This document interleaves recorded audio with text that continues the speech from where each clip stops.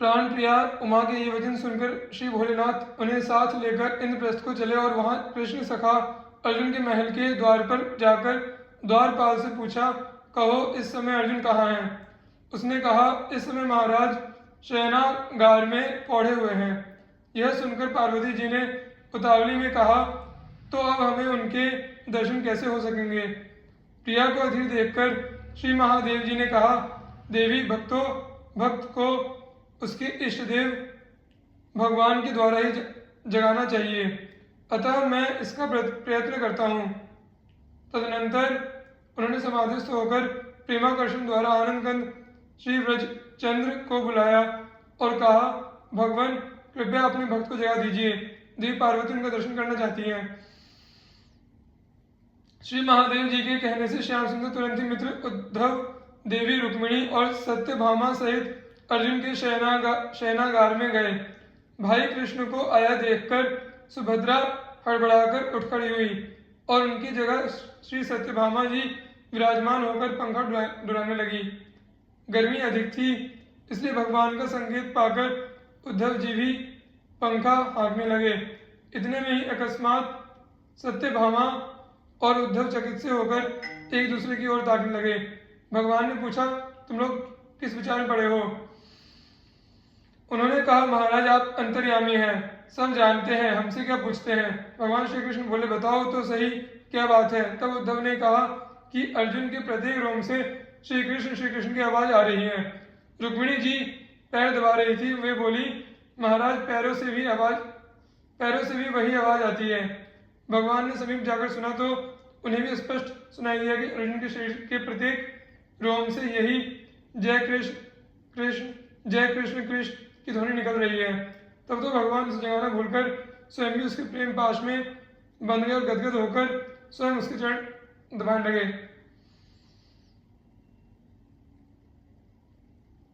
इधर महादेव और पार्वती को प्रतीक्षा करते हुए जब बहुत देर हो गई, तब उन्होंने ब्रह्मा जी को बुलाकर अर्जुन को जगाने के लिए भेजा।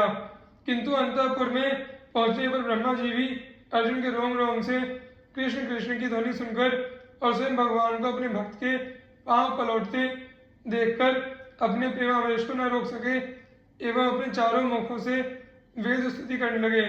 जब ब्रह्मा जी की प्रतीक्षा में भी श्री महादेव और पार्वती को बहुत समय हो गया, तब उन्होंने देवर्षि नारद जी का आह्वान किया। अब की बार वे अर्जुन को जगाने का बीड़ा उठाकर चले, किंतु शयनागार का अद्भुत दृश्य सुनकर उनसे भी न रहा गया। वे भी अपनी वीणा की खूंटियां कसकर हरि कीर्तन में तल्लीन हो गए। जब उनके कीर्तन की ध्वनि भगवान शंकर के कान में पड़ी तो उनसे और अधिक प्रतीक्षा न हो सकी। वही पार्वती के साथ तुरंत ही अंतःपुर में पहुंच गए। वहां अर्जुन के रोम रोम से जय कृष्ण का मधुर नाद सुनकर उनसे भी न रहा गया। उन्होंने भी अपना त्रिभुवन मोहन तांडव नृत्य आरंभ कर दिया। साथ ही श्री पार्वती जी भी स्वर और ताल के साथ सुमधुर वाणी से हरिगुण गाने लगी। इस प्रकार वह संपूर्ण समाज प्रेमोन्मत्त हो गया। भक्तराज अर्जुन के प्रेम प्रवाह ने सभी को सराबोर कर दिया। धन्य है अर्जुन और धन्य है उनकी सख्य भक्ति। श्री बलि जी, भगवान के चरण कमलों में अपना सर्वस्व और स्वयं को भी समर्पित कर देने वाले भक्तों में श्री बलि जी आगे करने हैं। भक्तमाली टीकाकार श्री प्रियादास जी ने महाराज बलि के सर्वस्व समर्पण और आत्मसमर्पण की घटना को अपने निम्न कवित्व में इस प्रकार प्रकट किया है। दियो सर बसु करी अति अनुराग बलि पागी गयो यो प्रहलाद स्तुति आई है। गुरु भर मावे नीति कही समुझावे बोली उर में न आवे केती भीति उपजाई है।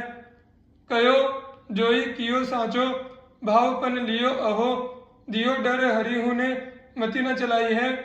रिजे प्रभु रहे द्वार भय बस हारी मानी श्री शुक बखानी प्रीति रीति सोई गाई है। राजा बलि ने बड़े प्रेम के साथ वामन भगवान को अपना सर्वस्व अर्पण कर दिया। इनका हृदय भक्ति भाव में मग्न हो गया।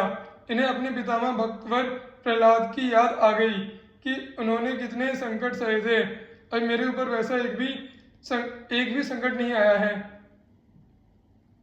नीति का उपदेश दे देकर गुरु शुक्राचार्य भी बहकाने और समझाने लगे कि ये भिक्षुक ब्रह्मचारी नहीं है, ये तो साक्षात विष्णु हैं। ये विराट रूप धारण करेंगे और तुम्हारा सब ले लेंगे। ये बातें बलि की समझ में नहीं आई। तब शुक्राचार्य जी ने भय दिखाया कि ये तुम्हें पृथ्वी पर नहीं रहने देंगे, परंतु राजा बलि ने जो 3 पग पृथ्वी दान करने की प्रतिज्ञा की थी उसी पर डटे रहे और उन्होंने पूर्ण भी किया। राजा बलि ने प्रेम भाव से परिपूर्ण प्रण को धारण किया था। फिर पृथ्वी और स्वर्ग को 2 पगों से नापकर भगवान ने कहा कि तीसरा पग कहाँ रखूं? तुमने 3 पग भूमि देने की प्रतिज्ञा की थी, वह पूरी नहीं हुई, अतः असत्य भाषण के पाप से अब तुम्हें नरक में जाना पड़ेगा। इस प्रकार भगवान के धमकाने पर भी राजा की बुद्धि चलायमान नहीं हुई। राजा ने कहा, भगवान तीसरा पैर मेरे सिर पर रखिए। राजा की इस आत्मसमर्पण भक्ति से प्रसन्न होकर भगवान इनके द्वारपाल बने। अपनी हार मानकर भगवान बलि के अधीन हो गए। उनकी भक्ति की रीति का श्री सुखदेव जी ने श्रीमद् भागवत में वर्णन किया है। महाराज बलि संबंधित विवरण 56 में वामनावतार के प्रसंग में भी आया है। भगवत प्रसाद के तत्व को जानने वाले श्रेष्ठ भक्त शंकर सुख सनकादि कपिल नारद हनुमाना विश्वक सेन प्रहलाद बलिरु भीषम जगजाना अर्जुन ध्रुव अमरीश विभीषण महिमा भारी अनुरागी अक्रूर सदा उद्धव अधिकारी भगवत भुक्त अवशिष्ट की कीरति कहन सुजान हरिप्रसाद रस स्वाद के भक्त इते परमान। भगवान को अर्पण करके प्रसाद के रस का स्वाद लेने वाले ये 16 भक्त परम श्रेष्ठ हैं।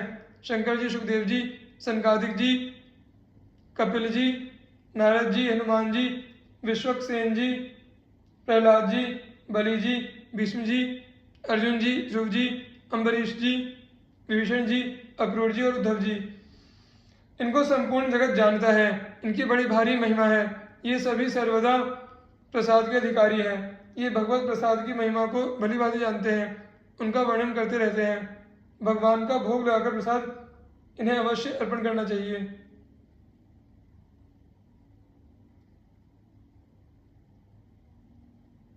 उपर्युक्त 56 वर्णित भगवत प्रसाद के रसिक भक्तों का विवरण क्रमशः शंकर जी 56:7, सुखदेव जी 56:7, सनकादिक जी 56:7, कपिल जी 56:7, नारद जी 56:7, हनुमान जी 56:9, विश्वक्सेन जी 56:30, प्रहलाद जी 56:14, बलि जी 56:7, भीष्म जी 56:7, अर्जुन जी 56:14, ध्रुव जी 56:9, अम्बरीश जी 56:9, विभीषण जी 56:9, अक्रूर जी 56:9, उद्धव जी 56:9 में भी आया है।